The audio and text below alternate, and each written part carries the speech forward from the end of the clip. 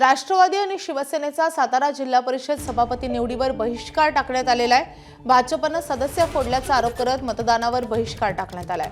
राष्ट्रवादी आणि शिवसेनेच्या सदस्यांची पायऱ्यांवर घोषणाबाजी सुरू आहे। बहिष्कारामुळे भाजपचे सर्व सभापती बिनविरोध निवडून येणार आहेत। मात्र अध्यक्ष आणि उपाध्यक्ष पदाच्या निवडणुकीदरम्यान जो काही राडा झाला त्यानंतर आता शिवसेना आणि राष्ट्रवादीनं याही निवडीवर बहिष्कार टाकलेला आहे आणि त्यानंतर जोरदार घोषणाबाजी केली आहे।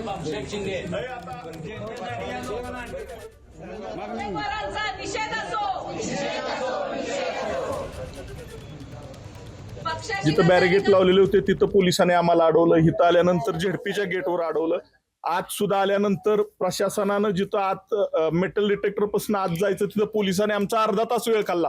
अक्षरशः आम्हाला वेळेमध्ये आत सुद्धा पोहोचून दिलं नाही आणि त्याच्यामुळे आत गेल्यानंतर म्हटलं की तुमचे मोबाईल काढून घ्या आणि आम्हाला आज सुद्धा मतदानापासून वंचित ठेवण्याचं काम या प्रशासनानं केलेलं आहे, पोलिसांनी केलेलं आहे।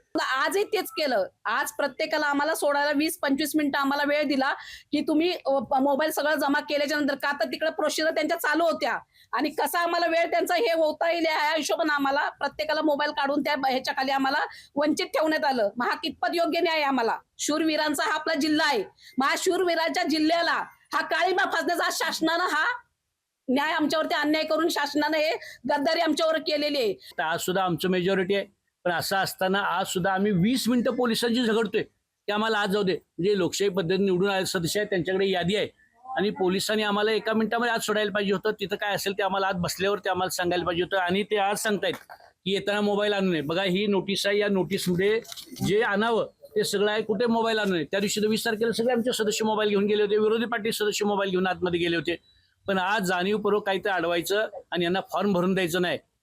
खरं तर हे प्रशासनाचा म्हणजे जेवढा निषेध करावा तेवढा कमी आहे।